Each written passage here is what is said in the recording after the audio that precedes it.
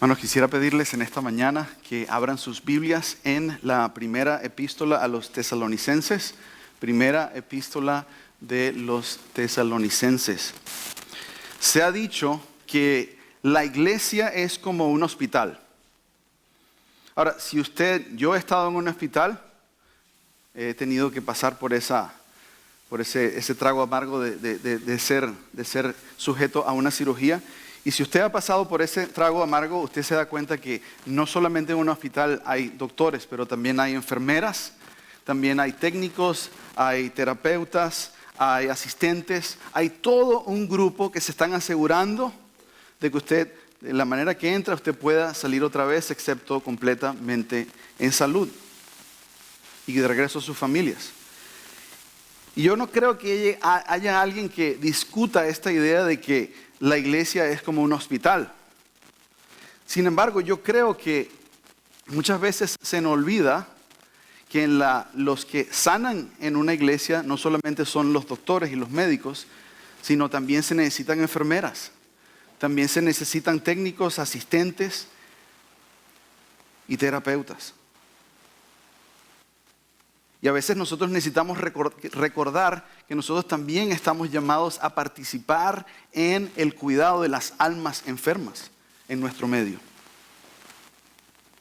No solamente se necesita un experto médico que haga una intervención, sino que se necesita todo un equipo. ¿Y a qué se refiere esto en el Nuevo Testamento? Este ministerio que la iglesia debe hacer, ¿a qué se refiere? Eso es lo que se llaman los mandamientos de los unos a los otros. Yo sé que muchos de nosotros los leemos y los identificamos conforme estamos leyendo el Nuevo Testamento. Instrúyanse los unos a los otros, dice el apóstol Pablo a los romanos. Ayúdense unos a otros a llevar sus cargas, les dice a los gálatas. Consuélense unos a otros, dice a los tesalonicenses. Anímense y edifíquense los unos a los otros, dice Pablo a los tesalonicenses. Igualmente Pablo a Timoteo, él instruye a que oren los unos por los otros, y el apóstol Pablo instruye a la iglesia, sírvanse unos a otros. Hermanos, ese es el ministerio de la iglesia, ese es el diseño que Dios tiene para que toda la iglesia participe en la salud espiritual de las almas que están en nuestro medio. A Jesús se le preguntó, maestro, ¿cuál es el mandamiento más importante de la ley? Y saben la respuesta. Él dijo, ama al Señor tu Dios con todo tu corazón, con toda tu mente, con toda tu alma. Y el segundo dice, ama a tu prójimo como a ti mismo. ¿Y qué son estos mandamientos de los unos a los otros, sino un cumplimiento práctico de ese mandamiento a amar a los prójimos como nosotros ya nos amamos a nosotros mismos? Entonces, reiterando, el ministerio para sanar almas que se encuentran necesitadas, para ayudar a almas que necesitan de ser cuidadas, no solamente se necesita un equipo de doctores, se necesita un equipo. Y entonces la pregunta surge, ¿cuál es entonces, si no es únicamente el equipo de pastores y de ancianos que deben hacer este trabajo, entonces cuál es su rol a la luz de este mandamiento que tenemos de ministrarnos los unos a los otros? Y para eso quiero recordarles lo que Pablo dice en Efesios capítulo 4, y quiero que vayan conmigo para que puedan observarlo. Efesios capítulo 4, versículos 11 y 12, donde Pablo explica cuál es la razón por la cual él ha dado pastores, maestros a la iglesia. Efesios capítulo 4, versículo 12.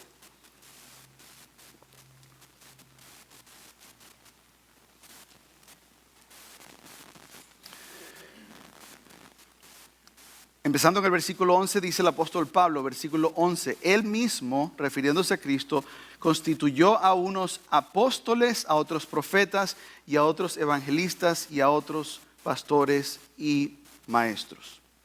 ¿Y cuál es el objetivo por el cual Pablo da a pastores y maestros a la iglesia? versículo 12, a fin de, ahí está el propósito, a fin de perfeccionar a los santos, hacer que las personas en la iglesia lleguen a un punto de madurez y de utilidad. Y dice, para la obra del ministerio, para la obra de la edificación del cuerpo de Cristo. ¿Y qué es este ministerio al que se refiere Pablo aquí? ¿Qué es esta edificación? ¿Qué es lo que requiere la iglesia para poder ser edificada? Es precisamente este ministerio de los unos a los otros. Y en 1 Tesalonicenses, hermanos, nosotros vemos como el apóstol Pablo se preocupa, y volvamos a 1 Tesalonicenses, vemos como Pablo se preocupa grandemente porque la iglesia sepa cómo relacionarse los unos a los otros. Se acordarán que la iglesia en Tesalónica había nacido a través de los esfuerzos ministeriales del apóstol Pablo. Y él había estado con ellos alrededor de un año. Y esta iglesia había nacido firmemente en la predicación fiel del evangelio. La predicación que estaba impulsada por el Espíritu Santo. Y dice el capítulo 1 que la iglesia se había convertido de los ídolos hacia Dios. Era una iglesia que había nacido firmemente en una conversión verdadera en el evangelio verdadero. Y no solo eso, sino que fue una iglesia que también estaba siendo sujeta a mucha persecución por el simple hecho de haberse convertido al cristianismo. Y en ese contexto, Pablo quiere instruir a la iglesia, quiere darle las herramientas necesarias para que la iglesia pueda seguir creciendo saludablemente. Porque una iglesia enferma no puede crecer. Entonces Pablo quiere que sí, que la iglesia sea un hospital donde todos están colaborando para la salud de la congregación. Y por eso Pablo aquí en el capítulo 5 se preocupa por las relaciones dentro de la iglesia. Y algunos se recordarán que hace 2 semanas estuvimos viendo pasajes 12 y 13, donde Pablo se refiere a las relaciones de entre la congregación y sus ancianos, sus pastores. Y simplemente por recordatorio podemos leerlo, donde dice versículos 12 y 13 de Tesalonicenses capítulo 5. Y Pablo dice así: os rogamos, hermanos, que reconozcáis a los que trabajan entre vosotros y os presiden en el Señor y os amonestan, y que los tengáis en mucha estima y amor por causa de su obra. Y ahí termina: tened paz entre vosotros. Como vimos la vez pasada, el llamamiento que hace Pablo, la manera, lo que debe regir la relación entre la congregación y sus líderes es estima, una gran estima, y debe haber paz entre ellos. Y Pablo continúa en el pasaje que vamos a ver hoy, los versículos 14 y 15. Ya Pablo no se está refiriendo a la relación entre la congregación y sus líderes, pero Pablo se está refiriendo a la relación de los unos a los otros. Y como nosotros sabemos, hermanos, siempre que en todas relaciones hay fricciones, en todas relaciones hay roces, hay conflictos, son naturales de la vida. Amén. Y así es en la iglesia. Por lo tanto, Pablo enlista la ayuda de la congregación para que la congregación esté activa en la sanación de las almas en la iglesia. Y no solamente a los pastores. Así que leamos este pasaje donde dice lo siguiente, versículos 14 y 15. Dice: también os rogamos, hermanos, que amonestéis a los ociosos, que alentéis a los de poco ánimo, que sostengáis a los débiles, que seáis pacientes para con todos. Versículo 15 dice: mirad que ninguno pague a otro mal por mal, antes seguid siempre lo bueno uno para con otros y para con todos. Y así concluye el pasaje que vamos a ver hoy. Oremos, hermanos. Señor, continuamos pidiéndote que tu Espíritu ilumine tu palabra en esta mañana, Señor.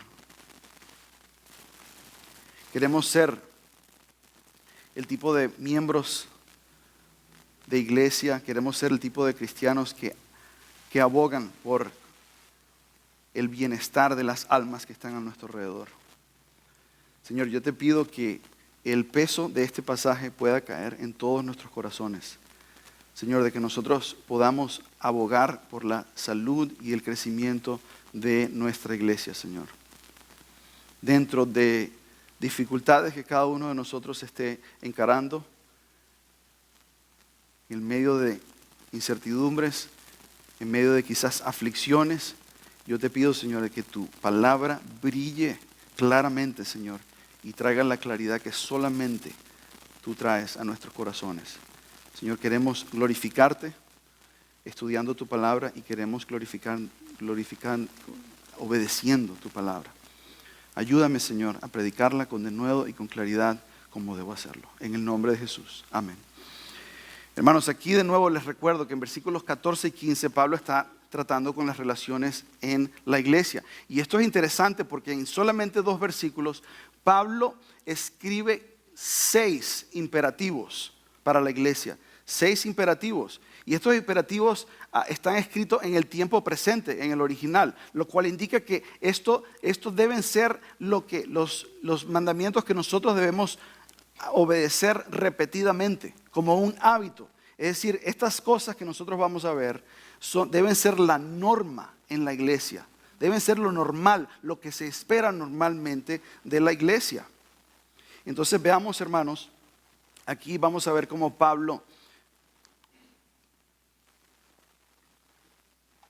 nos demuestra alguna de las, podríamos llamarlo, enfermedades que afectan a la iglesia. Y vamos a ver cuáles son los remedios que Él da para esas enfermedades, teniendo en cuenta que Él nos llama a ti y a mí que seamos los que traigamos ese remedio a nuestro hermano. Y vamos a verlo, estos son las 5 preceptos que nos da Pablo para cómo abogar por la salud de las almas en nuestra iglesia. Y el primero es amonestar a los indisciplinados. Eso lo vemos en la primera parte del versículo 14. Luego vemos la siguiente, lo que debemos hacer para cuidarnos los unos a los otros es animar a los desalentados o a los de poco ánimo, como dice el versículo. Tercero, apoyar a los débiles. Cuarto, armarte de paciencia. Y 5, abogar por la bondad. Así que, hermanos, vamos a ver esa primera mandamiento que da Pablo, que es amonestar a los indisciplinados. Ven en sus Biblias en el versículo 14 donde Pablo dice: también os rogamos, hermanos, que amonestéis a los ociosos. En la Biblia de las Américas se utiliza la palabra indisciplinados. La Reina Valera también utiliza las mismas palabras, la misma raíz en 2 Tesalonicenses capítulo 3 para referirse, y lo traduce como los desordenados. Entonces, ¿por qué utiliza esa palabra indisciplinados o desordenados? La palabra original, atactus, era una palabra que utilizaban los historiadores griegos para hablar de la guerra, y era para describir cuando un soldado se salía de las filas del ejército, cuando se escapaba del ejército. Era para expresar a alguien, un soldado insubordinado. Entonces la idea general que habla esto, que utilizan, que se traduce aquí como ociosos, es una persona que evade su responsabilidad de vivir de acuerdo con la regla o los lineamientos que se les ha enseñado. En este caso en la iglesia es una persona que se niega, se rehúsa a obedecer lo que la Biblia enseña.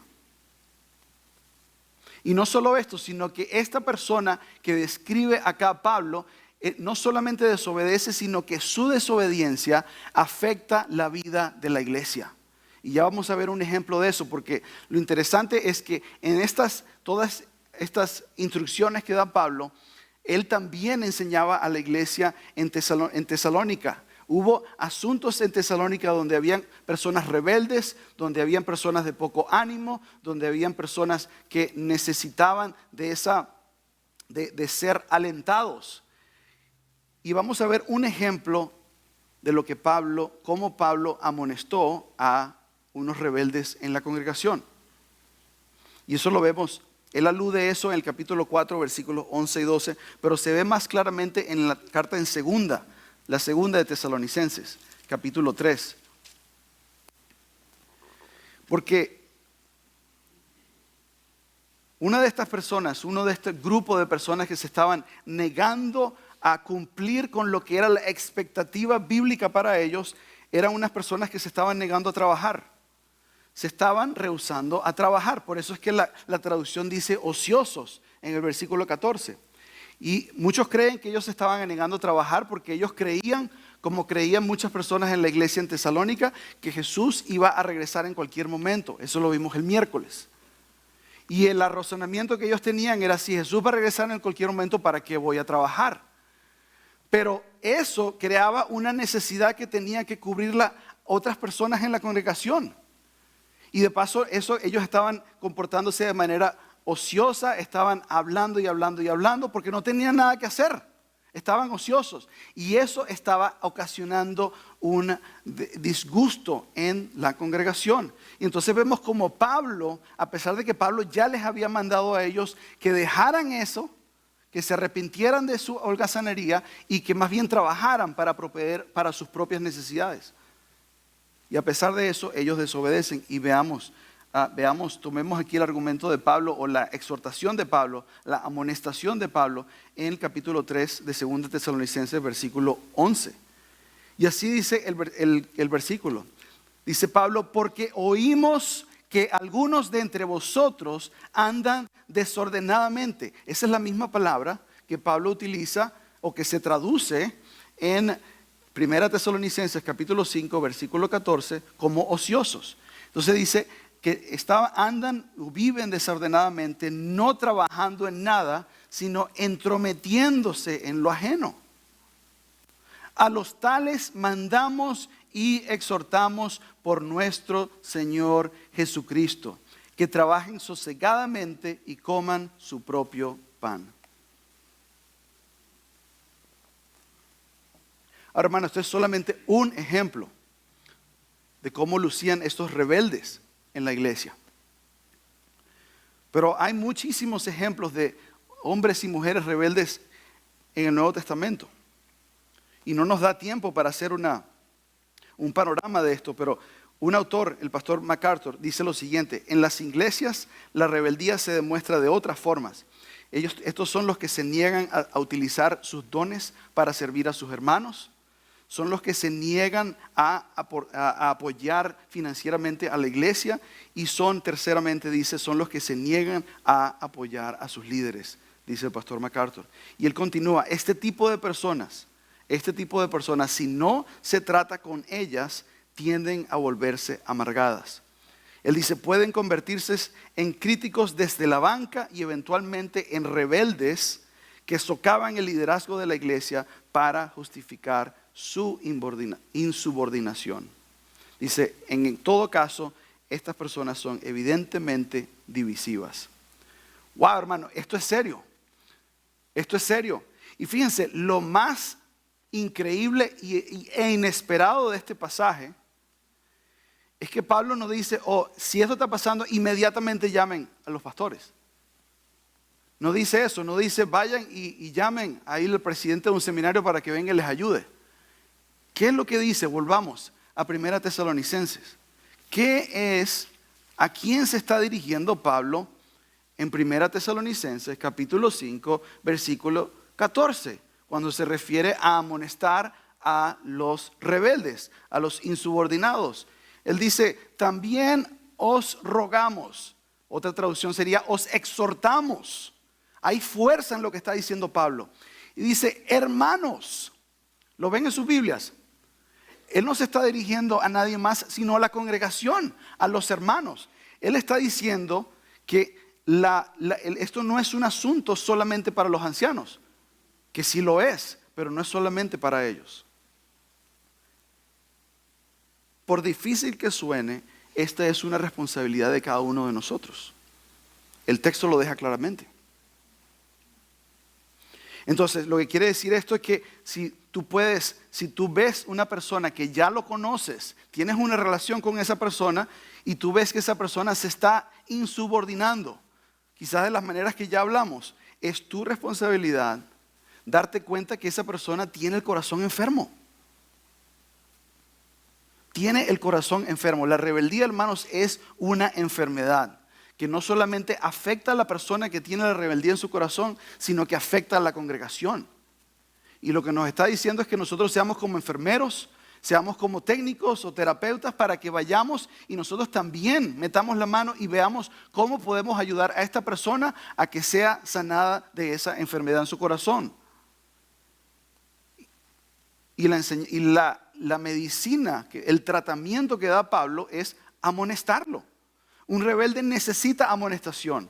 La palabra amonestación no quiere decir, lo hemos visto antes, no quiere decir un tratamiento duro, pero sí quiere decir confrontar. Confrontar con amor quiere decir ayudar a la manera de que la persona pueda ver la culpa en su actuación. Es decir, hermano, ¿por qué estás haciendo eso? Eso está mal, eso no es lo que el Señor quiere para nosotros. Y llamarlo a que desista. Hermano, deja de hacer eso. Arrepiéntete, por favor. Y exhortarlo a que siga el camino bíblico. Y es increíble, hermano, porque aquí Pablo nos llama a que todos nosotros participemos en esto. No solamente tenemos esta enfermedad, la rebeldía en la iglesia, sino que también Pablo habla de otra enfermedad en la iglesia y es la siguiente. Veamos en el versículo 14 de nuevo, la segunda, después de la coma dice que amonestéis a los ociosos, dice que alentéis a los de poco ánimo. Y ese sería nuestro segundo punto. La segunda obra que nosotros debemos hacer, manera que nosotros abogamos por la salud en la iglesia es alentar a los desanimados.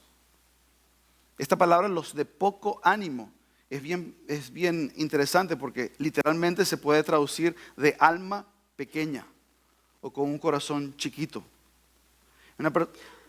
Me pregunto si tú alguna vez te has sentido desalentado, te has sentido abatido en tu corazón, te has desanimado, inclusive si te has sentido temeroso o amedrentado. A eso se refiere esta palabra. Y yo no sé tú, hermano, pero yo en mi corazón yo sé que muchas veces mi fe es débil. Mi fe es débil. Y entro en temor, entro en ansiedad. Y esa es una enfermedad. Y en algunos casos eso también es pecado. Pero fíjense que Pablo no dice el remedio para eso a primera plana no es una amonestación. A primera plana es una palabra de aliento. Una palabra de ánimo. Hermano, te pregunto que si te ha pasado que cuando a veces estás desanimado, a pesar de que tú sabes lo que Dios quiere que tú hagas, te falta esa fuerza espiritual adentro en tu corazón para poder tomar ese primer paso de obediencia. ¿Te ha pasado eso? En ese momento, cuando estás como congelado, que no sabes cómo obedecer, a pesar de que ya sabes lo que debes hacer, ahí es el momento en que un hermano, hay el momento que necesitas un hermano que venga y te aliente a abandonar ese temor, a abandonar esa ansiedad y tomar ese paso de obediencia. Y de la misma manera que hubo ejemplos de rebeldes en Tesalónica, hubo ejemplos de personas de poco ánimo, de gente con el corazón chiquito en Tesalónica. Y veamos un par de ellos. Uno fue el ejemplo en el 1 Tesalonicenses capítulo 4. Es un pasaje largo, no lo podemos leer, pero creo que muchos de nosotros están familiarizados con esto. ¿Se acuerdan en el pasaje que habla del arrebatamiento? En ese pasaje Pablo explica que había muchas personas que, recuerden, ellos estaban esperando que la venida de Jesús en cualquier momento. Y ellos salían por la enseñanza de Pablo que esto iba a ser un evento increíble, majestuoso. Pero en ese esperar, ellos empezaron a darse cuenta que personas en la iglesia empezaron a fallecer por razones naturales. Y ellos empezaron a sentir dudas y empezaron a sentir sufrimiento o duelo de que estas personas no iban a estar en este evento tan maravilloso como es la venida de Jesús. Y Pablo corrige esto. Pablo los alienta diciéndole que antes de la venida de Jesús todos van a resucitar. Y que todos van a estar, tanto los que han dormido en Cristo como los que estén vivos cuando Él regrese, todos van a estar presentes en este evento. Y todos van a estar con Él para siempre. Y Él lo dice, y al final de decir eso, Él dice, aliéntense los unos a otros con estas palabras. Aliéntense los unos a otros con estas palabras. O también en el capítulo 5 vemos otra preocupación que tenían otro grupo de tesalonicenses. Y a ellos, cuando ellos veían la cantidad de persecución que había por ellos ser cristianos, ellos empezaron a preocuparse por su propia salvación. Ellos pensaban, ¿será que esto es la ira de Dios? ¿Será que este es el juicio de Dios? ¿Será que yo no estoy salvo como pensaba que yo estaba salvo? Y a eso Pablo le dice, no, y él los anima diciéndole, porque no nos ha puesto Dios para ira, sino para alcanzar salvación por medio de nuestro Señor Jesucristo, quien murió por nosotros para que ya sea que velemos o que durmamos, vivamos juntamente con Él. Y de nuevo Pablo dice, animaos unos a otros y edificaos unos a otros, así como lo hacéis. Hermanos, una persona de poco ánimo, como decía en un momento, de buenas a primeras no necesita una confrontación. Quizás habrá un momento en donde lo necesite, pero nosotros tenemos que tener discernimiento para saber cuándo es ese momento. Pero de buenas a primeras, una persona que está desalentada lo que necesita es ánimo. Y un ánimo de la palabra de Dios. Necesitan que alguien les recuerde las promesas de Dios. Una persona que está atribulada a veces literalmente ni siquiera tiene la energía para abrir el libro. Y necesita que alguien venga y le lea el libro. Necesita alguien que venga y ore por ellos. Que le den un abrazo, que lloren con ellos. Y vamos a ver en un momento luego que Pablo dice que tenemos que hacer esto con paciencia. Con paciencia, porque quizás los resultados no van a ser poco a poco. Pero hermanos, de nuevo, esta es una responsabilidad, volviendo al capítulo 5, versículo 14, que Pablo da a nosotros, y les recuerdo, es un imperativo tiempo presente, que eso es algo técnico simplemente para decir que esta debe ser lo que nosotros debemos hacer una y otra vez. Entonces te pregunto, hermano, ¿cómo estás tú haciendo esto? ¿Cómo estás tú participando en este ministerio de alentar a los desanimados?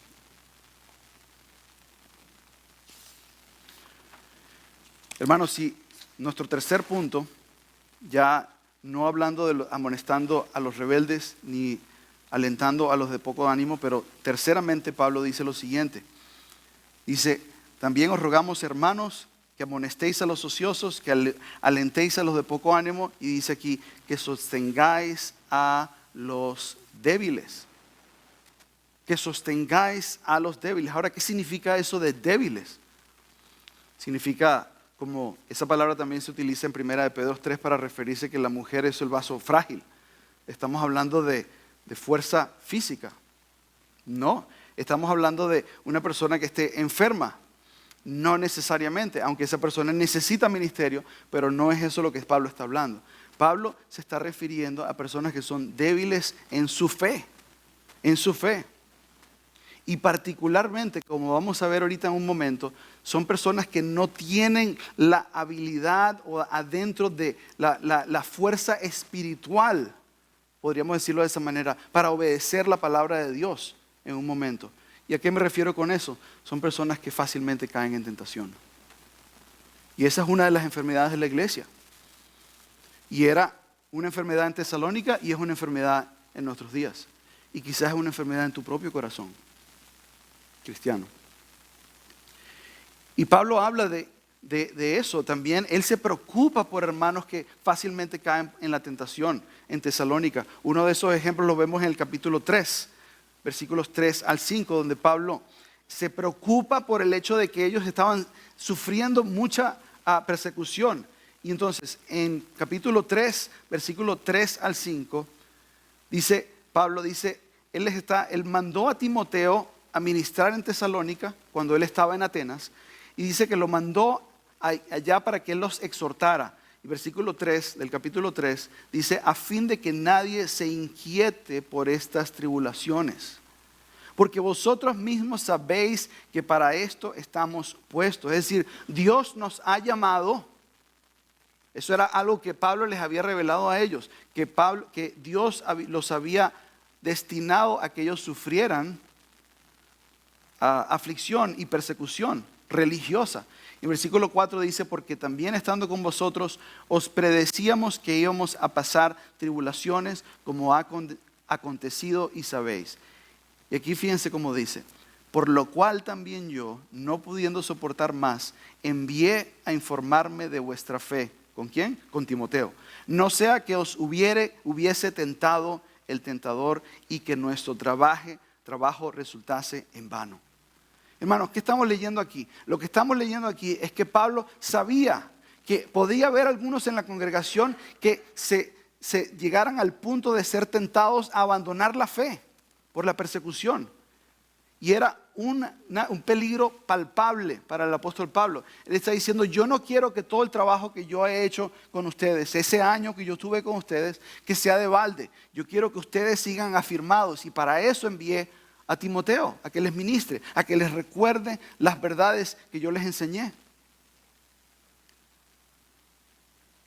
Ahora, no solamente eran personas que tenían la tentación de abandonar la fe por la persecución a la cual estaban siendo víctimas, pero también habían personas débiles en las concupiscencias de su cuerpo.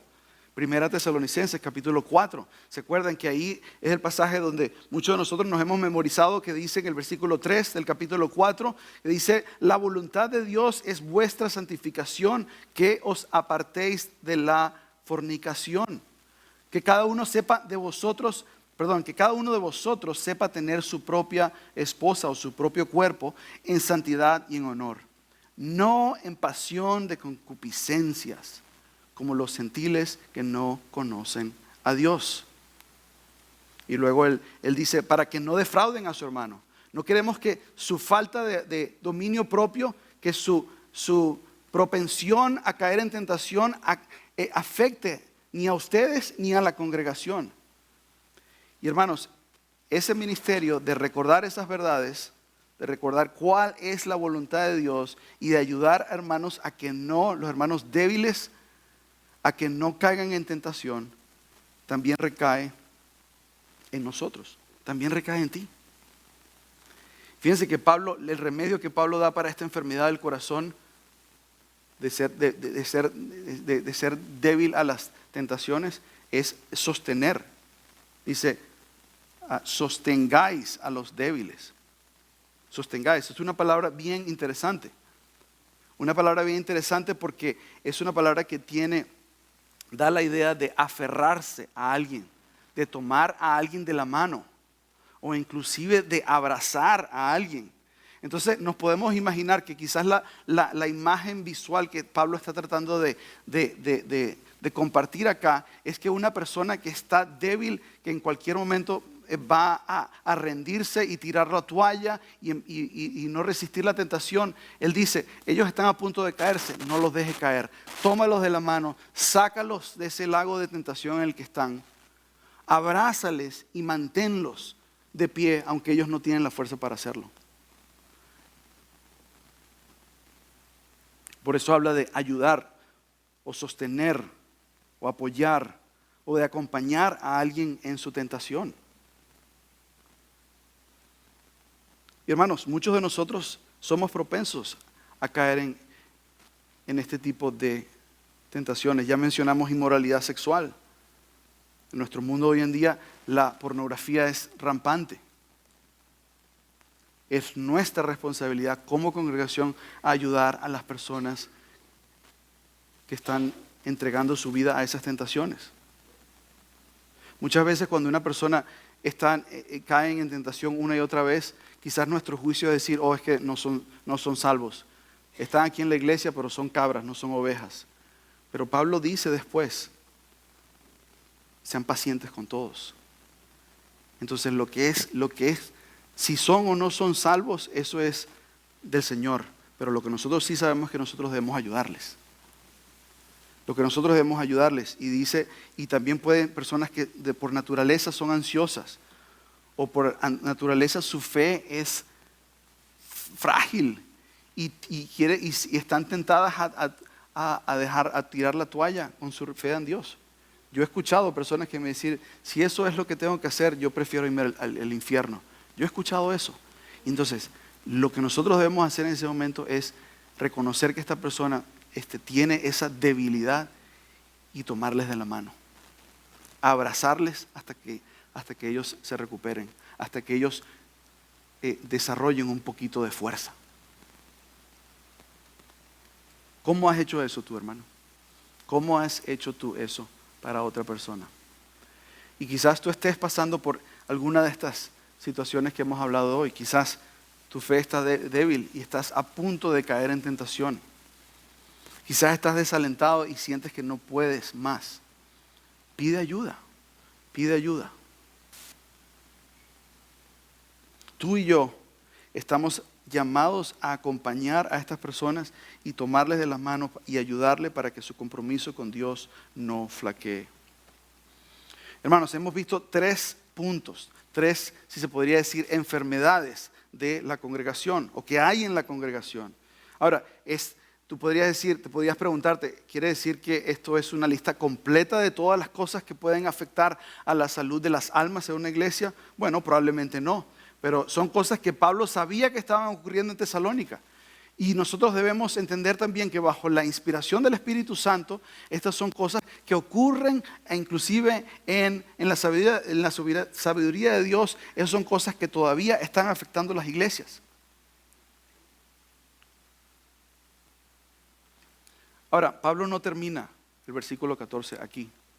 Y de la misma manera que quizás tú y yo, y probablemente sobre todo los hombres, como nos ponemos fastidiosos cuando estamos enfermos, que no queremos ir al doctor, entonces viene la hermana y nos trata de dar la pastilla, diciendo, no, yo no quiero la pastilla, y nos ponemos fastidiosos. Hermano, amén.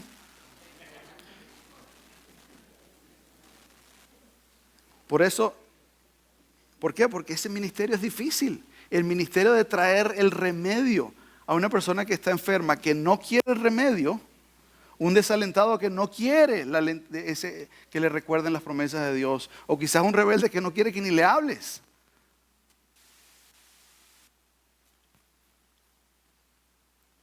Por eso Pablo dice, y eso es difícil, y por eso Pablo dice, él termina con un llamado a armarnos con paciencia. Vean el versículo. Dice, que seáis pacientes, para con todos, dice. Y obviamente, hermanos, tener paciencia es algo, y sobre todo en la iglesia, es una de las cosas más difíciles que hay. Y fíjense que Pablo no simplemente está hablando de la vida normal. Pablo está hablando de estas almas enfermas que necesitan cuidado. Y eso es inclusive más difícil. Y ese ministerio va a poner a prueba tu paciencia. Por eso Pablo lo sabe, porque Pablo es un pastor bien sazonado, un pastor que conoce a las almas, un pastor que es sufrido por las iglesias, y él sabe que tiene que recordar, tú necesitas paciencia. La palabra macrotumeo significa que tienes el dominio propio para aguantar cualquier provocación o para no quejarte y no enojarte cuando alguien te provoca. Ahora le pregunto yo, ¿a quién le parece eso fácil? Por ahí algún hermano que habrá dicho, sí, hermano, yo soy muy paciente. Pero yo creo que la mayoría de nosotros no lo somos, ¿verdad? Y la verdad, hermano, es que muy pocas personas van a responder como tú quieres que respondan a tu consejo la primera vez. Ahora, la segunda vez que le des un consejo, tampoco quizás vayan a responder como tú quieres que respondan. Ahora, la tercera vez, tampoco van a responder quizás como tú quieres que respondan. Y hermanos, lo importante aquí, lo que está llamando Pablo es, tengan paciencia. Tengan paciencia. A veces ese progreso, ese crecimiento que lo vas a ver, va a ser mucho más lento de lo que tú lo piensas o lo que tú crees que debería ser. Dice, wow, esta persona está en esta iglesia donde la enseñanza es tan buena, tan bíblica, y mira dónde está. Pablo dice, ten paciencia. Ten paciencia. Yo lo sé, hermano, yo he estado ahí, yo he hecho esa pregunta. Y la respuesta que me da la Escritura a mí es, ten paciencia. A veces las personas van a resentirse contigo. Quizás no les gustó lo que le dijiste. Quizás no se lo dijiste en la manera exacta que ellos querían que se lo dijeran. Pero no los dejes tirados, no los rechaces. Ten paciencia, dice Pablo. Puede que pequen en contra de ti, que hablen de ti detrás de tus espaldas. Y Pablo dice, no pierdas la paciencia. No dejes que esa provocación te lleve a enojarte y no dejes que esa provocación te lleve a darte por vencido. Hermanos, y no es verdad que así es que nos ha tratado Dios a nosotros. ¿Acaso es que nosotros pensamos que nosotros estábamos bien cuando Dios nos encontró? ¿Acaso es que nosotros pensamos que hoy día nosotros nos encontramos limpiecitos y perfectos y maduros? No. Sin embargo, Dios nos trata con paciencia. Veámoslo en Colosenses capítulo 3, por favor. Porque esto es algo que nosotros, para tener paciencia, nosotros necesitamos recordarnos, no de nosotros y no de la situación. Nosotros necesitamos recordarnos de Dios y de lo que Él ha hecho. Colosenses capítulo 3, versículo 12. Colosenses capítulo 3, versículo 12. Donde Pablo dice de esta manera, vestíos pues como escogidos de Dios, santos y amados, de entrañable misericordia, de benignidad, de humildad, de mansedumbre y de macrotumía, de paciencia. Versículo 13 dice, soportándoos unos a otros y perdonándoos unos a otros, si alguno tuviere queja contra otro. Aquí vemos a Pablo llamándonos de la misma manera que lo hace en 1 Tesalonicenses 5:14, a que nos armemos de paciencia con nuestros hermanos. Y más específicamente en Tesalonicenses con tu hermano que necesita de cuidado en su alma. Y después continúa el apóstol Pablo y dice, de la manera que Cristo os perdonó, así también hacedlo vosotros. Hermanos, así es la paciencia que Dios tuvo contigo. Así es la paciencia que Dios tuvo conmigo. Y aquí está la clave, hermanos, recordarse del hecho de que Dios tuvo paciencia con nosotros es por nuestro pecado y que a pesar de nuestro pecado, su Hijo Jesucristo murió en la cruz por ello, por nosotros, para que pudiésemos ser perdonados. Ese acto eterno de amor y de paciencia y de longanimidad que Dios tuvo con nosotros debe hacernos parar y recapacitar y decir, entonces yo debo tener paciencia con mi hermano. Dicho de otra manera, eso me debe recordar, me debe obligar a pensar, yo no soy superior a mi hermano. Y hermanos, y esto es una tentación que es patente cuando hablamos de cómo nosotros ministrarnos los unos a los otros. El que está más maduro, el que quizás está caminando con el Señor un poquito más, tiene la tentación de sentirse superior al que está batallando. Yo lo sé, hermano, yo siento esa tentación. Esa tentación es patente, pero es basura, es satánica. ¿Por qué? Porque todos nosotros empezamos en el mismo punto. Y la Escritura, por el hecho de que Dios nos perdonó, como lo acabamos de ver, nos llama a mansedumbre, a paciencia y a humildad. Es decir, que nosotros no somos superiores. Simplemente que la gracia de Dios ha brillado de una manera un poquito más clara hasta el día de hoy en nuestra vida. Pero quizás mañana me va a tocar a mí que alguien me ministre.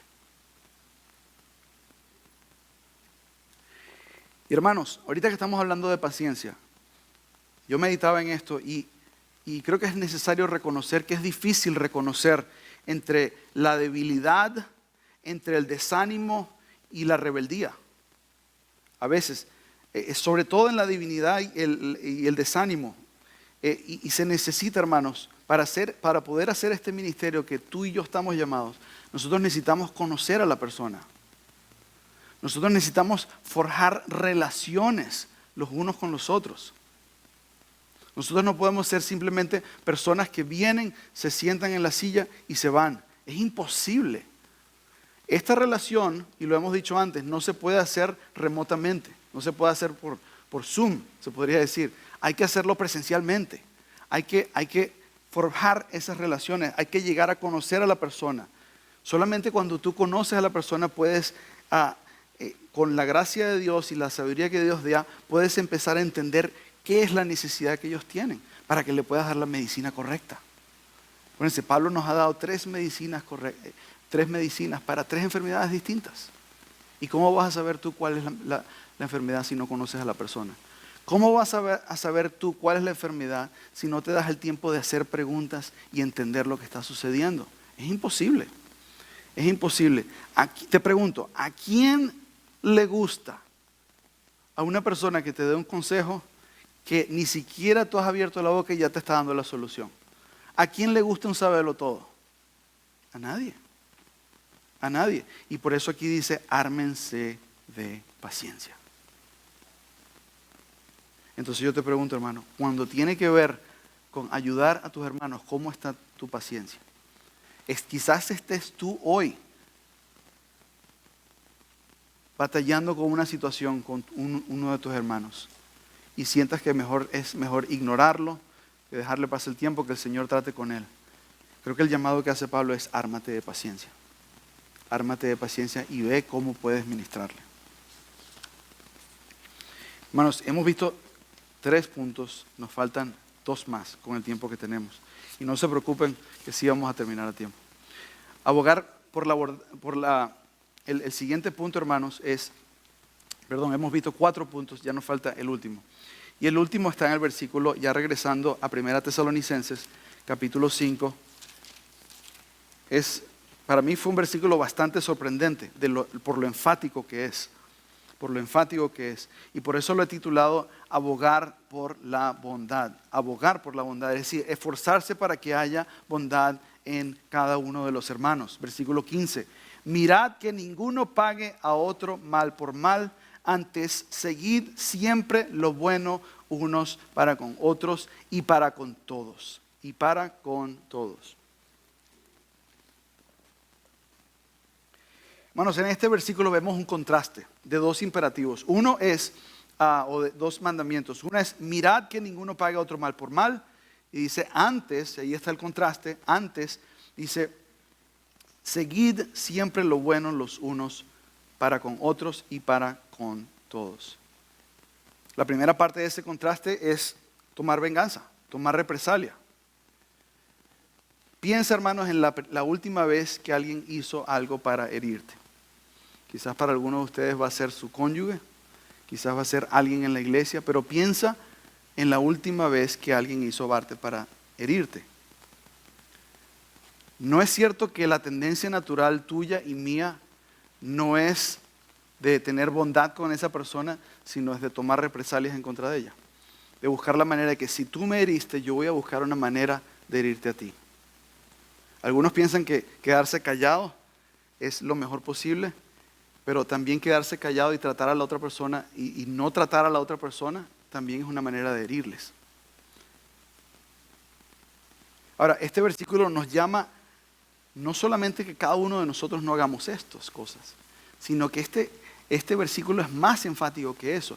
Pablo quiere eso y quiere más. Lo que Pablo quiere es que nosotros nos aseguremos que eso no esté ocurriendo en la iglesia. Es decir, que si tú estás hablando con un hermano y estás escuchando que ese hermano está contemplando vengarse de otra persona, es tu responsabilidad y la mía abogar por la bondad. Es decir, no hagas eso, hermano. Más bien, muéstrale la bondad. Muéstrale bondad. Este imperativo mirad significa, da la idea de estar alerta, de asegurarse de que esto no ocurra en la iglesia. Y fíjese, el versículo es muy enfático porque dice, mirad que ninguno, dice que ni haya ni uno solo. O sea, el estándar que tiene Pablo es mucho más allá de lo que nosotros a veces pensamos de manera natural. Pero Pablo quiere que la iglesia esté limpia y sanada de este mal, de corazones corruptos que quieren vengarse. ¡Wow! Él no quiere que la iglesia se ensucie con esto. Entonces, ¿cuál es la manera? ¿Cuál es la medicina y el remedio para esta actitud de tomar represalias y esta actitud vengativa? Bueno, dice el versículo más, dice, antes seguid siempre lo bueno los unos para los otros. Ese verbo seguir es muy interesante porque aunque no se ve muy bien en el español, ni tampoco en el inglés, que lo estaba estudiando ayer con mi esposa, pero en el idioma original es un verbo que tiene mucha fuerza, es una intensidad. Lo utiliza Pablo, se recordarán, en Filipenses 3:14. ¿Se acuerdan cuando él está hablando de su vida pasada? Y él dice, yo prosigo a la meta, al premio supremo llamamiento de Dios en Cristo Jesús. ¿Se acuerdan de ese versículo? O sea, Pablo está hablando de lo que es su mentalidad, su prioridad en la vida como cristiano es proseguir a la meta de lo que Jesús tiene para él en la glorificación. Entonces, él está ahí y ese es el mismo versículo que se utiliza acá. Es decir, que esa búsqueda de la bondad debe ser la ambición de cada uno de nosotros.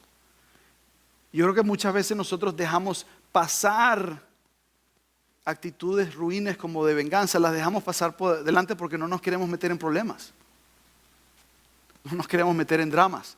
Pero Pablo está diciendo que ninguno lo haga, y nosotros más bien debemos tener como una ambición que la iglesia esté marcada de manera regular con actos y gestos de bondad.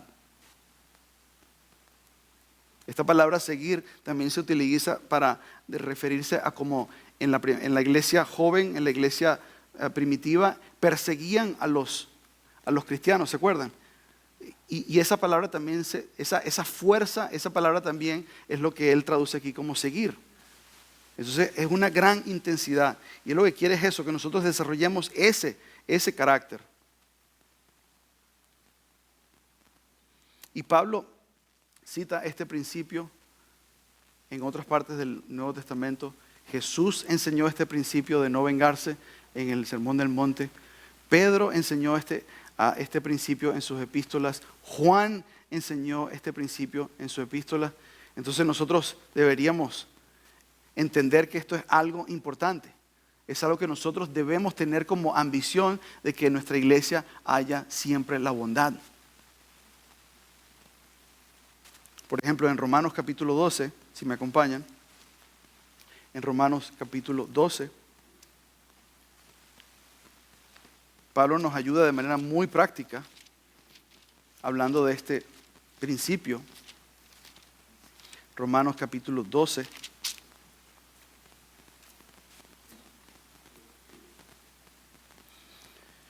Y en el versículo 20, él está aquí citando el proverbio, y en el versículo 20 él dice lo siguiente: así que, Romanos 12, versículo 20, dice, así que si tu hermano tuviere hambre, ¿qué dice?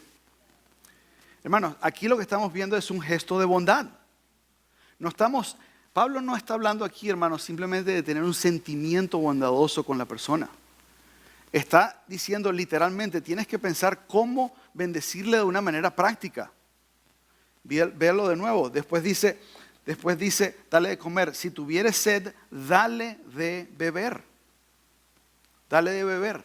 ¿Y cuál es el objetivo o cuál es el resultado que Pablo dice que va a ocurrir cuando hacemos esto? Él dice, pues haciendo, o Pablo citando el proverbio, dice, pues haciendo esto, ascuas de fuego amontonarás sobre su cabeza. Y aquí la idea es que estas ascuas son como carbones calientes, ardientes, y si los pones sobre la cabeza, la idea no es que los vas a quemar porque es tu enemigo, la idea es porque ese calor los va a suavizar, de la misma manera que el calor suaviza el oro y el hierro. Y eso lo que está diciendo es que si tú quieres derretir a tu enemigo y ganártelo, muéstrale bondad y no te vengues en contra de él. Hermanos, hemos visto en este pasaje de 1 Tesalonicenses capítulo 5, versículos 14 y 15, que Pablo no nos está sugiriendo, no nos está pidiendo. Pablo nos está exhortando que si nosotros queremos una iglesia pujante, que crezca y que sea saludable, nosotros debemos meternos en el ministerio de cuidar las almas que necesitan ayuda en medio nuestro. Es decir, Pablo estaría de acuerdo en que en la ilustración que hemos hecho de que la iglesia es un hospital. Y hermanos, Dios está buscando, en esta mañana Dios está buscando personas que se dediquen a ser enfermeros, asistentes, técnicos. No solamente queremos doctores, queremos de todo tipo. Que metan las manos a la obra para ayudar a los hermanos a ser conformados a la imagen de Cristo. Y hermanos, muchos de nosotros están ya en eso. Y como hemos visto, ese ministerio es difícil y por eso Pablo dice, tengan paciencia. Y mi ánimo para ustedes para ti que estás fajándote en eso es, no pierdas la paciencia. No pierdas la paciencia. Dios entiende el sacrificio que estás haciendo. Muchos de nosotros tienen el conocimiento bíblico para poder ser efectivos en este ministerio y quizás no lo estén utilizando tanto como podrían hacerlo. Y mi llamado es, hermanos, vengan al hospital. Aquí los necesitamos. Aquí los necesitamos. Hermanos, si quizás alguno de ustedes pregunta, de muchas de las objeciones que podría yo tratar en este momento, trataré una sola. Muchos de nosotros podrán decir, pero yo no tengo el conocimiento. Estoy en desacuerdo. Efesios 4, 11 y 12, lo leímos al comienzo. Dice que los pastores maestros edifican y capacitan a la iglesia, a los santos, para la obra del ministerio.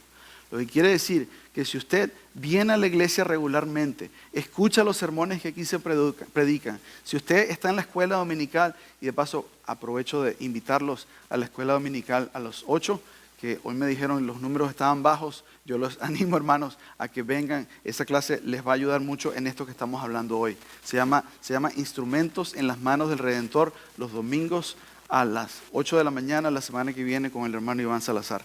Pero hermanos, si usted está aquí regularmente recibiendo el alimento de la palabra de Dios, entonces usted tiene en sus manos la medicina que usted necesita para su propio cuerpo, porque su propia alma también necesita sanación. Pero también esa misma medicina, entonces, una vez que usted es sanado, usted puede entregársela a la persona necesitada, a esa alma necesitada que usted tiene al lado. Hermanos, el llamamiento que nos hace Pablo es: cuidémonos los unos a los otros en la iglesia. Oremos. Padre, te agradecemos, Señor, que tu voluntad es que tú quieres que tu iglesia sea una iglesia pujante y nos has dado las herramientas, Señor, para hacerlo. Señor, este pasaje nos recuerda de manera palpable que nosotros debemos venir a ti con humildad y con dependencia. Este pasaje nos dice, Señor, que nosotros debemos animar a los rebeldes, pero en nuestros corazones muchas veces hay rebeldía. Nos dice que nosotros debemos alentar a los desanimados y muchas veces nosotros en nuestros corazones estamos desanimados y se nos olvidan tus promesas. Este pasaje nos llama a que nosotros apoyemos a aquellos que son débiles y nosotros mismos a veces caemos en tentación. Nosotros nos falta la paciencia, nos falta el amor por nuestros hermanos. Y yo te pido, Señor, de que tú nos perdones y tú hagas la obra, Señor. Tú quieres utilizar personas quebrantadas, tú quieres utilizar personas que necesitan de cuidado para cuidar a otros, Señor. Y yo te pido, Señor, que tú utilices a la iglesia bíblica Berea, Señor, para que nosotros seamos el tipo de iglesia que en donde los hermanos, los unos a los otros, nos cuidamos. Donde hay solamente no doctores, especialistas, sino que hay enfermeras, que hay técnicos, hay asistentes, hay todo tipo de personas que están abogando por la salud de las almas en nuestro medio. Señor, te queremos agradecer que es por Cristo Jesús que tú nos mostraste la paciencia que nosotros necesitábamos, Señor. Y te rogamos, Señor, que aún tengas esa paciencia con nosotros y nos conformes en ministros en la iglesia, ministros no profesionales, sino ministros de los unos a los otros, que seamos útiles para tu gloria y para el bien de nuestro hermano. Oramos en el nombre de Jesús. Amén.